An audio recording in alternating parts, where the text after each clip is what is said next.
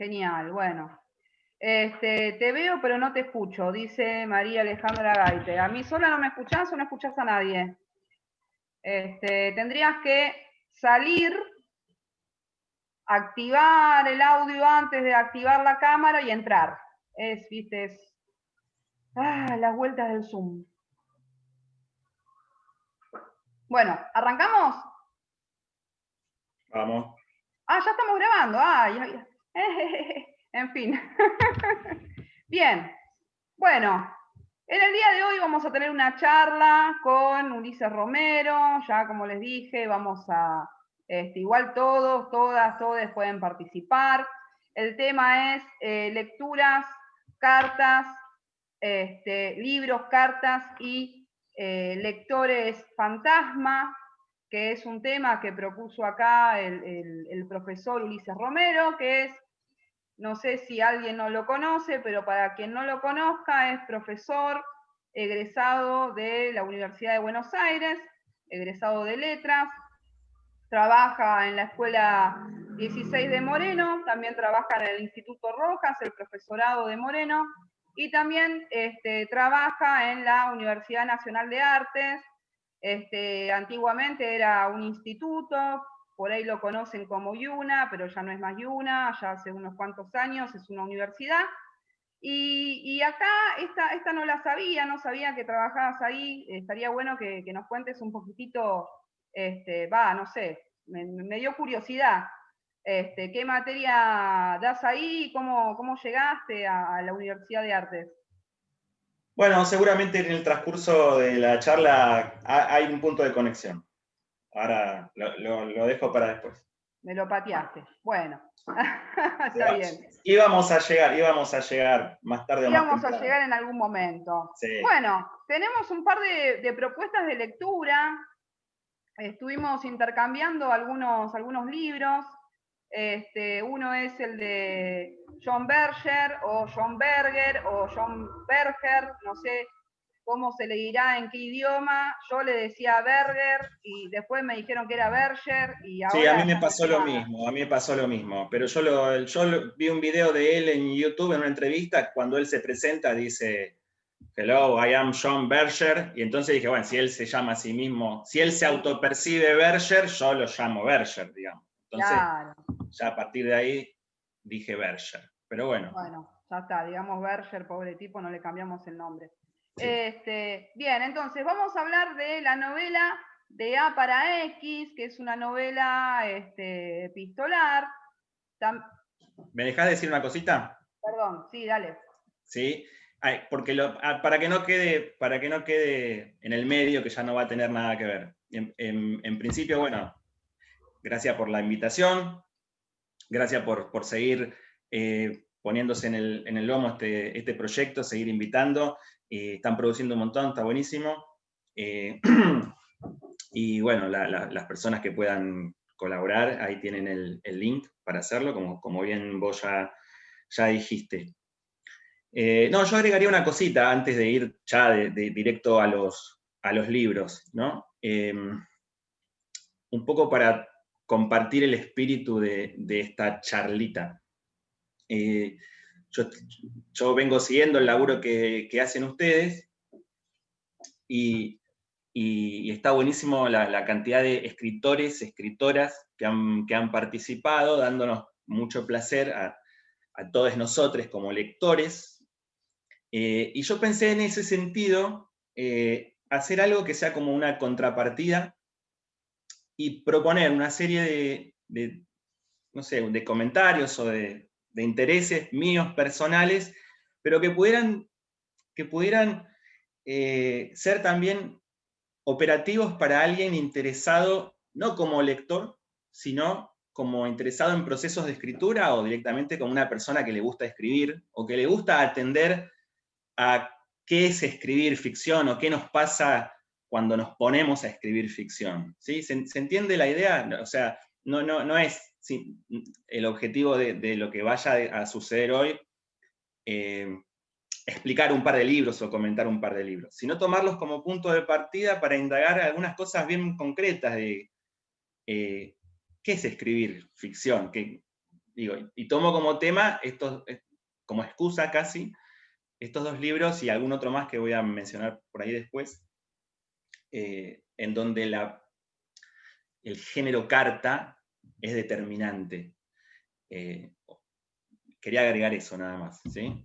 Como para que se entienda a dónde vamos, digamos. Como dije al principio, tengo un par de libros que quisiera comentar, tengo unas ideas, tengo un rumbo, pero después, bueno, es abierto a donde lleguemos, ¿no? Pero la idea es esa, es ponernos a nosotros no en el lugar de lectores simplemente, o aparte de lectores, ponernos en el lugar de, bueno, vamos a prestar atención vamos a desmontar estos libros, a ver qué pueden decirnos de ciertos procesos de escritura. O sea que por ahí puede tener interés para alguien que le guste escribir, o para alguien que está interesado en procesos de escritura, como podría ser un profe de literatura, una profe de literatura, tallerista, alguien que le guste dar taller literario, alguien que tenga a su cargo un grupo de escritura, ¿no? Para desacralizar un poco la cuestión de la figura del escritor, ¿no? Como si estuviera en un mármol ahí, y pensémonos a todos nosotros como personas que podemos escribir, digamos, podemos escribir ficción, o que lo hacemos, y que lo ocultamos quizás, por vergüenza, vaya a saber, o no sé por qué. Bueno, nada, esa cosita quería aclarar. ¿Sí?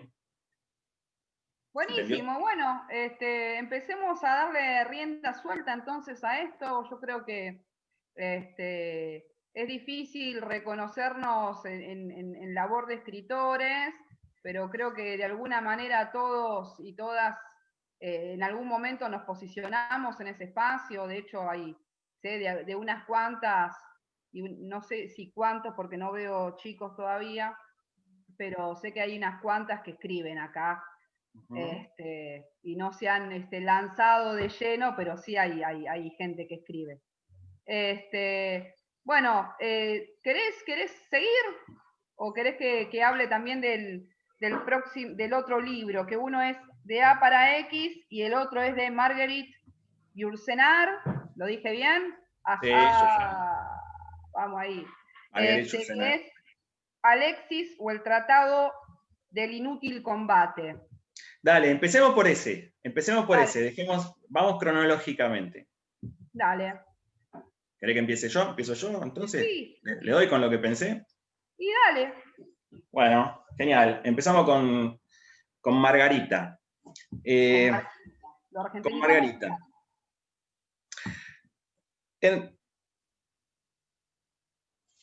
Voy a hacer una vuelta, un flashback. Un pequeño flashback. Escenas del capítulo anterior. La última vez, que para mí fue la primera vez que participé acá en la Feria del Libro Solidaria, cerré mi encuentro con una cita, no la voy a volver a leer, pero la comento, y que un poco es el origen del tema que propuse para hoy. Aquella vez había leído una cita de Lorrie Moore, una escritora norteamericana que me encanta, y que ella cuenta en un momento, en un ensayo publicado recientemente, que el origen de su escritura se remonta a su infancia, a su juventud, cuando tenía 12 años. Ella le gustaba mucho escuchar la radio, escuchar la década del 70 estoy hablando, escuchaba la radio, ella escuchaba las canciones, y en un bloc de hojas dibujaba lo que ella se imaginaba que era el cantante o la cantante quien estaba ahí del otro lado en la radio. Y que estaba obsesionada con las canciones, que llenaba cuadernos, ¿no? Llenaba blocs de hojas, y siempre ponía un faro en los dibujos que hacía. Ella vivía en la montaña, nada que ver, pero tenía una niñera que le había enseñado a dibujar faros, y entonces ella ponía faros siempre. Quedémonos un poquito con estas imágenes de dibujar la canción, de dibujar al cantante medio imaginario, ¿no? Medio invisible, medio fantasma. Y lo que dice después es que estaba obsesionada con las canciones y las cartas. Y que ella cuando escribía de grande, cuando se puso a escribir cuentos de grande, lo que buscaba lograr era atrapar algo de esa sensación de poder comunicarse con alguien. O sea que escribir un cuento también es como una carta o como una canción que puede llegar al otro lado. Esa imagen, esa escena de escritura es la que disparó mi tema, ¿no? La concepción de una escritura que sea la largada de un vínculo comunicativo con alguien que está de otro lado, ¿no? Que no sabemos quién es en principio, o sí, se verá. Partiendo de esa imagen de Lorrie Moore, empecé a pensar algunos libros en donde el género carta estuviera presente de manera material, y así llegué a varios, fui descartando algunos, y elegí estos dos y un tercero que después les voy a comentar. Entonces, ese es el origen de la charla, que era como un vínculo, un flashback con la última vez que salí acá por la Feria del Libro Solidaria. El libro de Marguerite Yourcenar. Bueno, les recomiendo a Marguerite. Esto es una excusa para recomendar libros, ¿no? Como siempre hago. Es una genia Marguerite Yourcenar.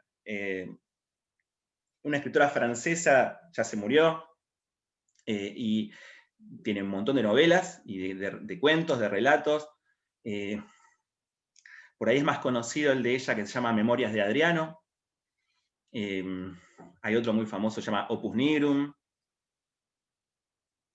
Memorias de Adriano es como, también tiene forma de cartas, una serie de cartas del emperador Adriano, un emperador romano histórico que existió, pero donde ella ficcionaliza su vida interior, la vida interior del personaje histórico, ¿no?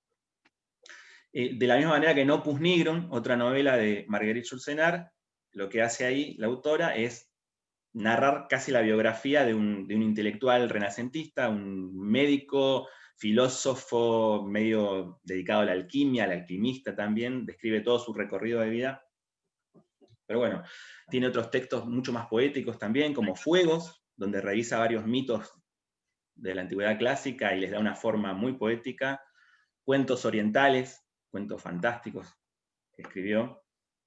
Y tiene este libro que yo les recomiendo, se llama Alexis o el Tratado del Inútil Combate, que es su primer novela.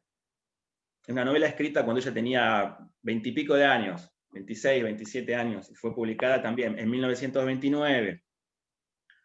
Es una novela que tuvo su primera publicación, su primera circulación en Francia, y después fue reeditada.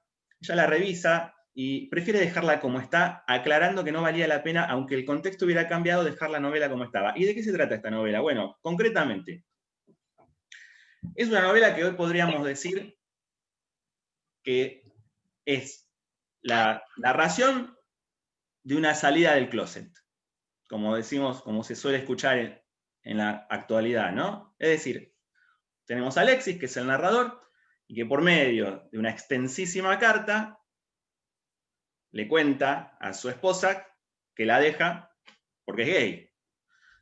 O sea, todo el relato es una gran confesión o explicación o autobiografía emocional de una subjetividad que ha pasado por una crisis, por una decisión, ¿no? De abrir hacia el exterior su elección de género.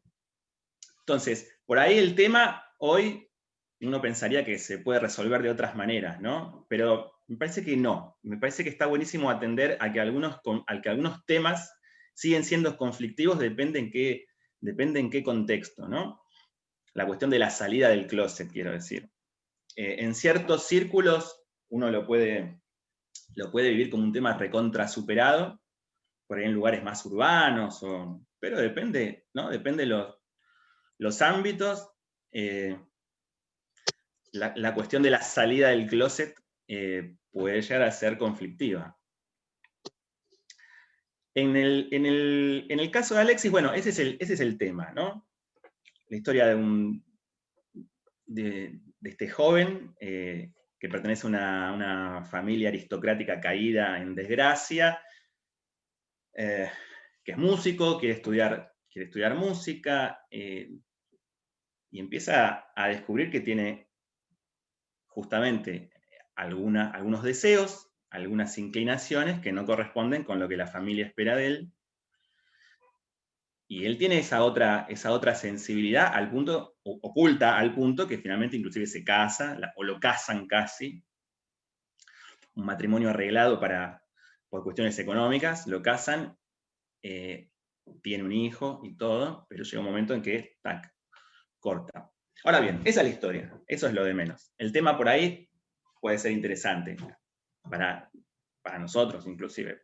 Quiero decirle, más allá del tema, o más allá de lo que yo quiera decir, el tema es ese, ¿no? Pero a mí me interesó otra cosa. A mí me interesó partir de esta novela en su artificialidad. Es una carta, no es una carta extensísima, es un libro entero en forma de carta, ¿no? Y al principio,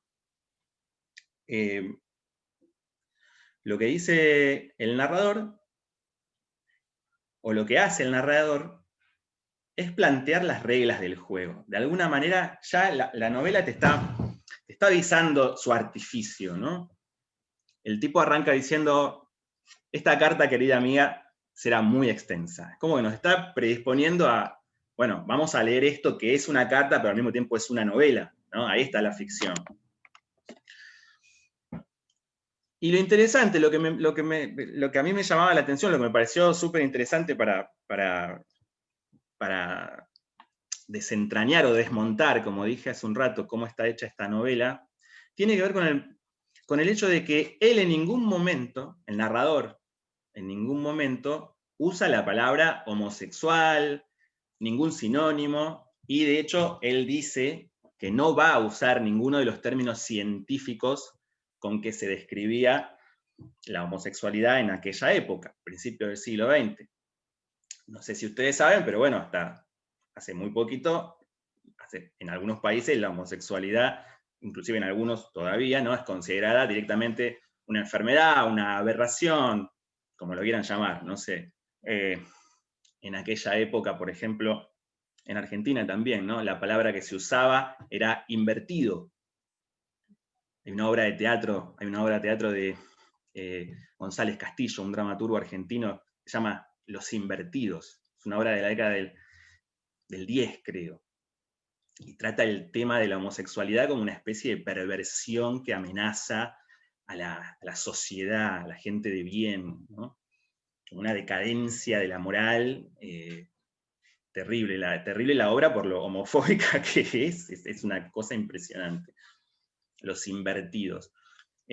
Había toda una cuestión, un paradigma científico para tratar la homosexualidad como una desviación, como una enfermedad, y obviamente desde el paradigma por ahí religioso, la cuestión también tiene su campo semántico, ¿no? su lenguaje para hablar, en términos de vicio, desviación.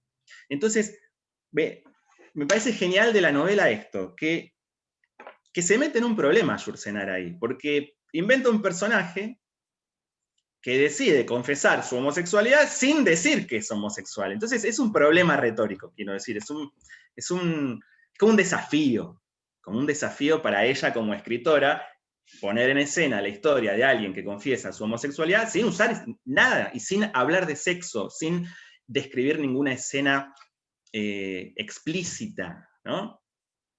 Me parecía que ahí tenemos como una clave para ver, para encontrar el valor de un texto, en qué problema se mete y cómo lo resuelve la autora. A mí me parece que se metió en un problema interesante, ¿no? Porque podemos considerar que la literatura no es simplemente expresión, no es simplemente originalidad y cuento lo que se me ocurre, sino que por ahí podemos entender que la literatura consiste en la elección de ciertos problemas y la manera en cómo los escritores lo resuelven, ¿no? Ciertas dificultades, ciertas restricciones. Bueno, acá el problema de Yourcenar es, voy a contar la historia de un homosexual que confiesa o hace explícita su su condición, pero no voy a abrir el campo semántico de nada que tenga que ver con eso. ¿Y cómo lo logra? Uno se preguntará. Bueno, tengo dos respuestas. En principio,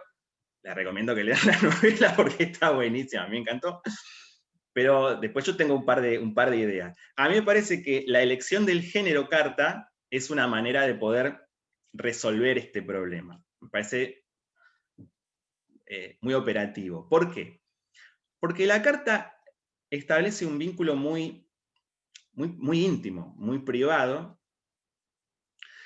a través del cual el que escribe la carta puede dar a entender un montón de cosas porque tiene la cercanía emocional o íntima con el destinatario, puede dar a entender un montón de cosas sin hacerlas explícitas, ¿no? Entonces ahí la carta viene a resolver un poco este problema.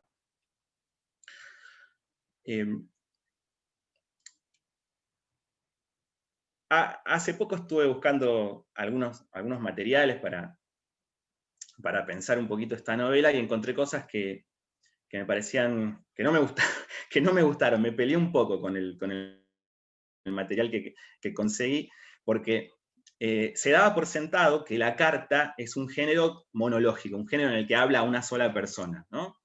Y yo decía, no, todo lo contrario.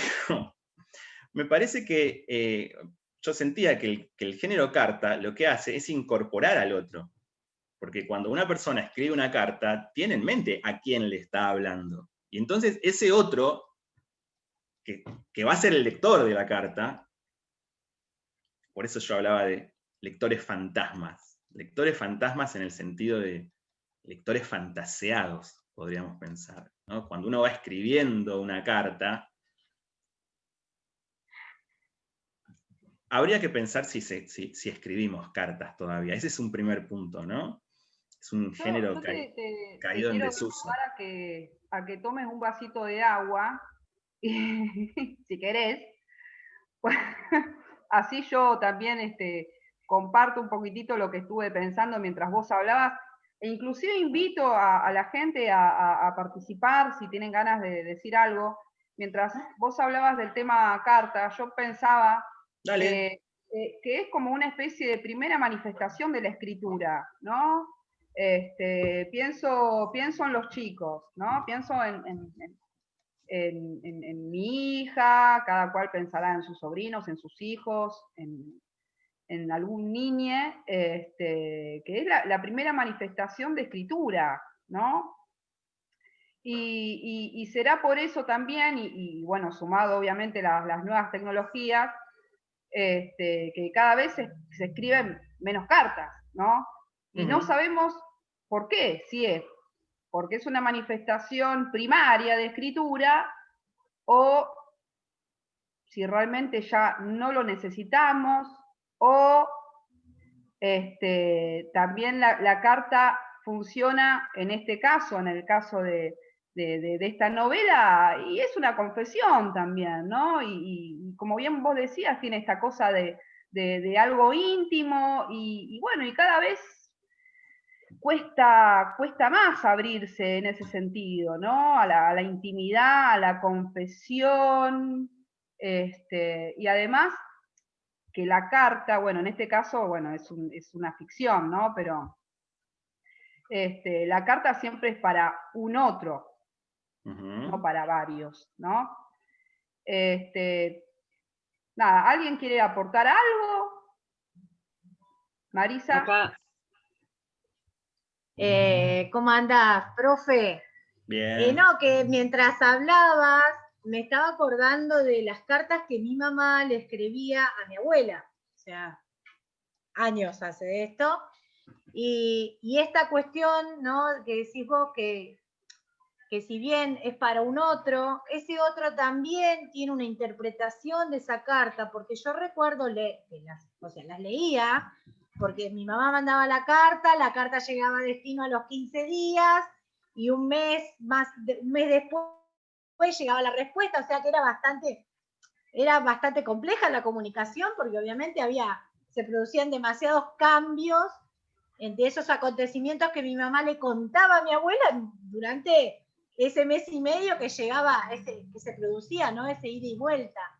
Y ahora que vos, o sea, me estabas hablando, me estaba acordando de lo que a mí me generaba leer esas cartas, porque si bien en ese momento yo no era consciente de que era literatura, por así decirlo, yo digo, mi mamá dejaba vacíos en ese relato, porque por ejemplo decía, las cosas están como siempre, mamá.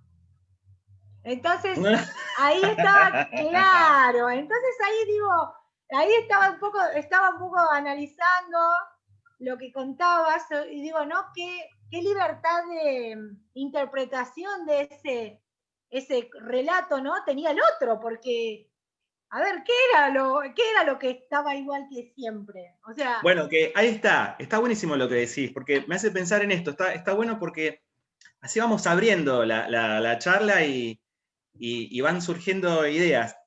Justamente, a ver, un par de cosas. Lo que hace una carta es establecer un código. O sea, vive a través de un código. El que escribe sabe, por un lado, que tiene la intimidad, y entonces que hay cosas que no hace falta decir, o que se puede decir de cierta manera, porque el otro las va a entender, o porque el otro se va a sobresaltar, o se va a reír, o a propósito uno puede sorprender o molestar al otro porque sabe quién es el otro, ¿no? Uno ya fantasea, ¿no? O anticipa. Digo, fantasma en esa cuestión de que no tiene una existencia real inmediata, porque la carta la va a leer después. Pero por otro lado, pensaba que cuando escribimos, o cuando se escribe una carta, o inclusive, en realidad quiero que se entienda que después la idea es abrir esto a cualquier tipo de escritura, no solo la de la carta. Ahora les voy a decir por qué, lo que yo pensaba.